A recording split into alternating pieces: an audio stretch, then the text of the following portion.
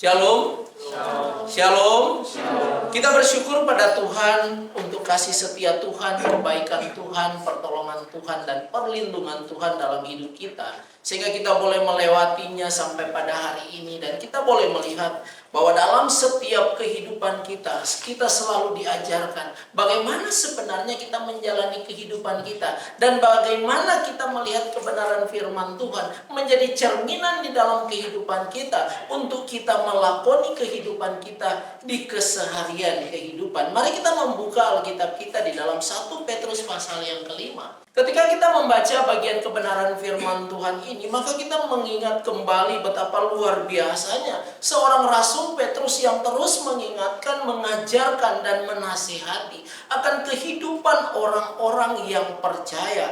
Dan di sisi yang lain, bagaimana juga seorang Rasul Petrus menasihatkan, bukan hanya berbicara tentang orang yang percaya, tetapi dia menasihatkan secara khusus untuk penatua-penatua yang ada menjadi rekan dia, sekaligus dia adalah sebagai saksi Kristus. Maka di dalam bagian ini waktu kita membaca, kita merenungkan, kita melihat bagaimana seorang Petrus mengingatkan kepada para penatua, atau dalam artian kalau bahasa sekarang kita dikatakan penatua itu berbicara tentang para pemimpin, berbicara tentang orang-orang yang terkemuka, orang-orang yang terpandang, orang-orang yang selalu mengajarkan tentang kebenaran firman Tuhan. Namun di sisi lain, mereka juga dikatakan sebagai kepala-kepala, atau juga dikatakan sebagai kepala keluarga. Maka dalam tradisi Yahudi,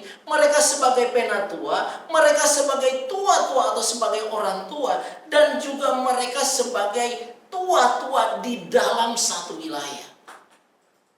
Tetapi ketika kita membaca surat-surat Rasul Paulus, maka Rasul Paulus mengatakan bahwa pemimpin atau dikatakan sebagai penatua itu juga digambarkan sebagai pemimpin-pemimpin kelompok kecil. Dan kalau kita terus memperhatikan, maka Rasul Yohanes pun mengatakan anak-anakku. Rasul Petrus mengatakan saudara-saudaraku. Maka dari sini kita bisa melihat sebuah nasihat yang disampaikan kepada yang tua, yang memimpin, untuk bagaimana mereka menjalani sebuah kehidupan secara khusus di dalam pelayanan mereka, dalam setiap apa yang mereka kerjakan. Gembalakanlah kawanan domba Allah yang ada padamu. Maka satu peringatan yang diberikan kepada mereka oleh Rasul Petrus berkata, supaya engkau menggembalakan mereka. Tetapi menggembalakan mereka dalam bagian ini dikatakan jangan. Ada satu kalimat dia mengatakan supaya jangan dengan paksa atau jangan dengan terpaksa. Biasanya orang kalau memimpin, kadang saat tertentu kita terpaksa harus memimpin orang itu. Kita terpaksa harus mengajar orang itu. Kita terpaksa harus mendidik. Tetapi dalam bagian ini adalah bagaimana menjadi orang sebagai penatua atau sebagai pemimpin kelompok. Dia harus mengajarkan itu bukan dengan terpaksa. Orang kalau mengajar dengan terpaksa, menasehati dengan terpaksa, itu bukan dilakukan dengan cara yang sukarela. Maka ternyata orang yang melakukan hal seperti itu digambarkan oleh Alkitab, itu tidak akan bermanfaat yang baik. Maka harus dilakukan dengan sesuka hati, artinya dengan suka hati. Maka waktu menasehati, kata Rasul Petrus, waktu engkau menasehati mereka, karena menggembalakan domba itu kan berbicara bukan dia hanya mengajar, bukan dia hanya mendidik, tetapi bagaimana dia memelihara, memberi makan, dan terus mengarahkan kepada apa yang dikatakan kehendak dan ketetapan Tuhan. Nah, biasanya digambarkan dalam bagian jangan dengan paksa, tetapi dengan sukarela, sesuai dengan kehendak Allah. Sudah melakukan juga dengan sukarela, tetapi belum tentu sesuai dengan kehendak Tuhan. Karena apa? Ada orang mengerjakannya tanpa sukarela, tetapi dia ingin mendapatkan keuntungan di belakang itu. Dia ingin mendapatkan sesuatu yang membuat dia terpuaskan. Dia ingin mendapatkan sesuatu yang ada untuk dia.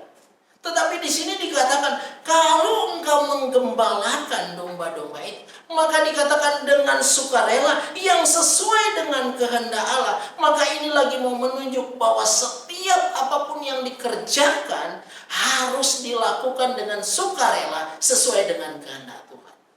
Maka dikatakan apalagi di situ? Alkitab mengatakan bahwa dengan sukarela sesuai kehendak Allah, dan jangan karena kamu mau mencari keuntungan, tetapi dengan pengabdian. Sulit sekali menemukan yang melayani, sulit sekali menemukan yang menggembalakan, melakukannya sebagai bentuk pengabdian. Maka kalau kita melihat banyak orang sekarang contoh, dia bisa hormat, dia bisa menghargai, dia bisa tunduk pada seseorang. Karena apa? Karena dia mendapatkan benefit dari orang itu. Tapi coba kalau tidak mendapatkan keuntungan dari orang itu, tunggu dulu. Siapa kamu? Tetapi kalau dia mendapatkan keuntungan, maka dia akan melakukan apapun, bahkan mengorbankan dirinya pun dilakukannya. Tetapi Rasul Petrus mengingatkan, justru tidak seperti itu. Tapi yang kamu harus tunjukkan adalah pengabdian. Maka ketika berbicara pengabdian, engkau tidak akan pernah mencari keuntungan dalam setiap apa yang dilakukan. Maka Rasul Petrus mengatakan, kalau engkau melayani, menggembalakan mereka, jangan pernah mencari keuntungan di sana. Tetapi tunjukkanlah pribadimu sebagai pribadi yang sedang mengabdi dalam setiap apa yang engkau sedang kerjakan. Dan itu adalah hal yang sulit. Itu adalah hal yang tidak mudah. Maka nasihat dari Petrus kepada yang tua mau menunjukkan apa? Supaya mereka menunjukkan keteladanan yang sempurna. Alkitab tidak pernah mengajarkan kita menjadi teladan setengah-setengah. Tetapi selalu diajarkan bagaimana dikatakan engkau harus menjadi teladan. Maka ketika berbicara menjadi teladan, maka kita mengingat kembali seorang Musa. Ketika Tuhan berbicara dengan dia, dan orang Israel yang saat ini sedang menyembah berhala, orang Israel yang saat itu sudah menolak Tuhan, mereka sudah mengkhianati Tuhan yang memimpin mereka keluar dari tanah Mesir. Maka Tuhan bilang kepada Musa, mulai sekarang aku akan menghukum mereka, dan aku nggak mau memimpin mereka lagi. Tetapi Musa berkata, Tuhan, aku tidak mau memimpin mereka kalau engkau tidak bersama dengan aku. Biasanya orang kalau sudah melakukan kejahatan sudah pasti dihukum langsung kan. Tetapi dalam kerendahan hati seorang Musa yang adalah pemimpin bangsa Israel pada waktu itu, dia memohon belas kasihan Tuhan sampai pada satu titik dia mengatakan, yang mau ikut Tuhan di sebelah sini, yang tidak mau ikut Tuhan di sebelah sini. Maka akhirnya apa yang terjadi? Dalam pilihan itu, ada yang memilih ikut Musa tetap taat pada Tuhan, dan ada yang tidak mengikuti Musa. Maka hukuman terjadi. Tapi yang mengikut, digambarkan oleh Alkitab, mereka tetap bersama dengan Musa. Tetapi menariknya adalah, ketika Musa bersikap tidak egois, tidak mencari keuntungan. Kenapa? Kalau buat Musa, ya udahlah, biar aku nggak capek mimpin bangsa yang bejat ini. Udahlah, hukumlah Tuhan, selesai. Tetapi sikap yang ditunjukkan oleh Musa itu sesuatu yang berbeda. Maka dia dikenal sebagai salah satu nabi besar yang sangat rendah hati. Dia begitu mengasihi umat. Masa kan Tuhan, aku udah bawa dia dari Mesir, masa di padang gurun ini mau dibinasakan semua? Nanti tuh bangsa-bangsa lain mau bilang apa? Bukankah Tuhan yang menyelamatkan? Kok sekarang Tuhan yang membinasakan? Kepeduliannya, perhatiannya kepada bangsa Israel menunjukkan dia sedang mengabdikan dirinya untuk tujuan yang Tuhan inginkan. Tetapi itu bukanlah hal yang mudah. Itu mengalami sebuah proses yang panjang. Maka kadang kalau kita sebagai pemimpin kelompok, ketika kita mulai mengajar, menasehati, kita kadang berusaha bagaimana mengajar, menasehati, mendidik dengan sukarela. Itu nggak gampang. Bahkan pada saat tertentu kita udahlah biarin aja. Capek. Tetapi kalau kita mengajarkan, kita harus melakukan itu sebagai satu bentuk kita sedang menginginkan supaya orang itu benar-benar terpelihara oleh kebenaran. Tapi kadang yang berjuang malah sakit. Maka buat kita, baik kita sebagai pendeta, sebagai hamba Tuhan, sebagai pemimpin kelompok, kayak kita di PA ada kelompok kecil yang kita buat. Kemudian kita juga sebagai guru sekolah minggu, kadang kita enggak kuat. Tetapi waktu kita melihat bahwa kita melakukan itu, kita sedang mengabdikan kepada Tuhan, maka kita akan berjuang. Enggak peduli situasi apapun, kondisi apapun, kita akan berjuang untuk menjadi teladan di situ. Kemudian di ayat selanjutnya dikatakan seperti ini. Janganlah engkau berbuat seolah-olah kamu memerintah atas mereka yang dipercayakan padamu. Tetapi hendaklah kamu menjadi teladan bagi kawanan domba itu. Maka di bagian ayat yang ketiga ini, kalau kita mengingat, waktu di dalam Yohanes, Yesus berkata pada Petrus, Petrus, sesudah dia menyangkal Petrus, apakah engkau mengasihi aku? Ketika Petrus menyangkal Yesus, pada satu titik ketika mereka kembali bersama dengan Kristus, maka Yesus mengatakan, Petrus, apakah engkau mengasihi aku? Pertanyaan pertama dijawab iya. Pertanyaan kedua, apakah engkau mengasihi aku? Dia mengatakan, ya Tuhan, aku mengasihi engkau. Pertanyaan ketiga, Petrus, apakah engkau mengasihi aku? Kecewa dia. Kemudian dia berkata begini, Tuhan, apakah engkau nggak tahu isi hati? Kalau kita mau belajar lebih dalam lagi, itu lagi bicara, Tuhan, apakah engkau nggak tahu bahwa aku mengasihimu? Yang digambarkan kasih agape, kasih yang tak bersyarat, kasih yang tanpa batas. Maka waktu dia sedih, dia mengatakan, Tuhan, aku mengasihi engkau. Kata Yesus, gembalakanlah domba-domba. Maka sebuah ujian kepada Petrus, bagaimana dia harus melakukan sebuah tugas tanggung jawab. Bukan dia tampil sebagai preman atau jagoan, tetapi dia tampil sebagai pribadi yang mengabdikan diri pada Tuhan melalui pelayanan yang dia kerjakan. Maka Yesus memberikan perbandingan, jangan berbuat seolah-olah kamu memerintah. Kalau kita membaca di dalam Matius pasal 20 ayat 26 sampai 28 dikatakan begini. Tetapi Yesus memanggil mereka lalu berkata, kamu tahu bahwa pemerintah-pemerintah bangsa-bangsa memerintah rakyatnya dengan tangan besi, dan pembesar-pembesar menjalankan kuasanya dengan keras atas mereka. Maka Yesus mengajar Petrus dan teman-temannya, kamu itu kalau mau mengembalakan domba-domba, kalau kamu mau melayani, kamu nggak boleh memerintah seolah-olah kamu yang hebat di situ. Kamu menggunakan dengan tangan besi. Maka itu lagi menggambarkan bagaimana seorang Firaun yang menunjukkan kekejamannya terhadap orang Israel, sehingga mereka harus diperlakukan dengan tidak manusiawi. Maka kalau kita mengingat di perjanjian baru ketika Yesus lahir, siapa raja pada waktu itu? Firaun. Tahu nggak yang Firaun lakukan? Dia bunuh semua bayi di bawah 2 tahun. Karena apa? Dia nggak mau ada raja yang baru di dalam dunia. Maka pemerintah-pemerintah dunia mau bunuh orang, mau menghukum orang, bukan sesuatu yang baru. Maka kalau pemerintah-pemerintah dunia mau melakukan hal yang seperti itu adalah hal yang biasa. Kadang kan kita bilang, tega-tega banget sih pemerintah ini. Tega-tega banget mereka bisa membunuh, melakukan hal yang seperti ini. Karena ada negara-negara tertentu yang menghukum masyarakatnya atau rakyatnya dengan begitu luar. Kita kasihan, tapi kok kita tega banget. Tapi kalau kita kembali kepada firman Tuhan, itu hal yang biasa. Kenapa? Itulah gambaran pemerintah dunia yang gak punya belas kasihan, yang tidak melihat bahwa manusia itu sama dengan dia. Dan di situ lagi menunjukkan mereka sebagai penguasa, sebagai pemimpin yang selalu berada di atas dan tidak pernah ada di bawah. Maka dari sini mereka menunjukkan sikap yang tidak baik.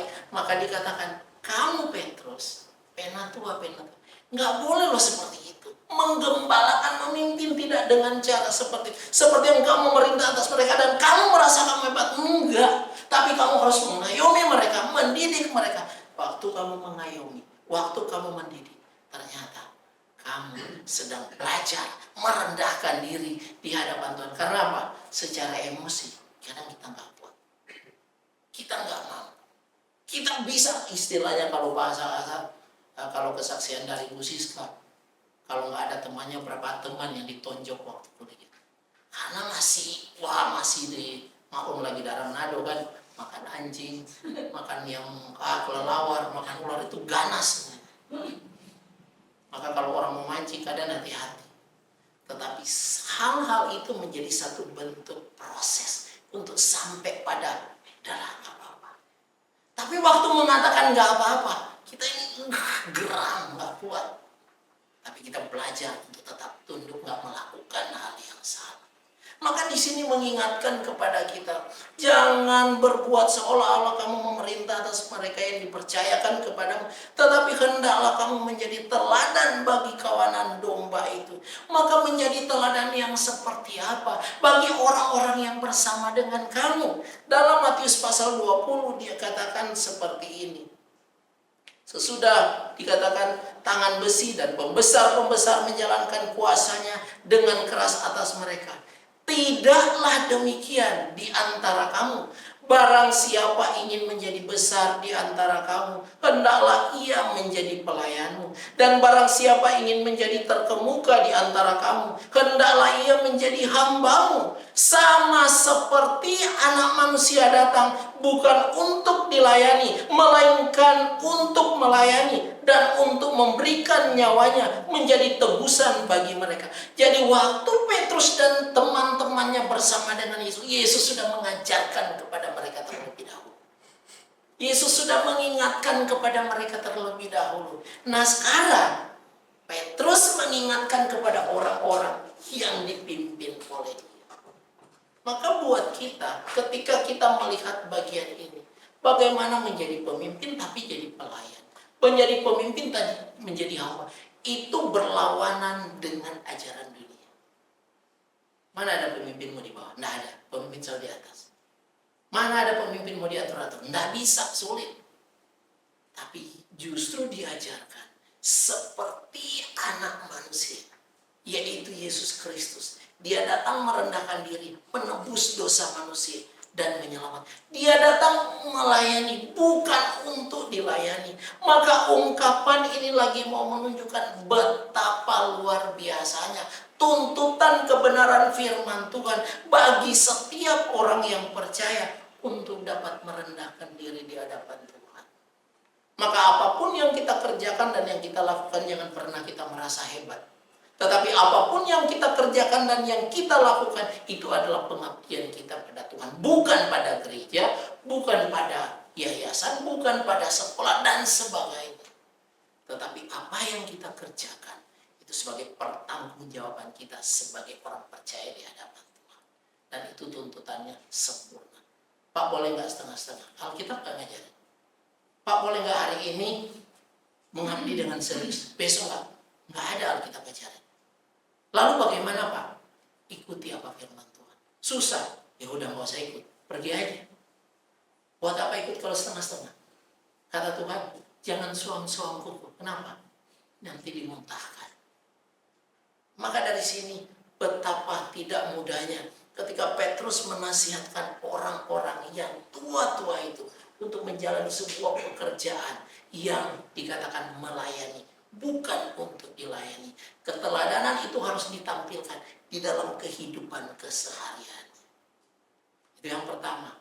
Yang kedua, bukan hanya yang tua, tetapi di situ dikatakan lagi apa? Demikian juga orang-orang muda. Tunduklah kepada orang-orang yang tua.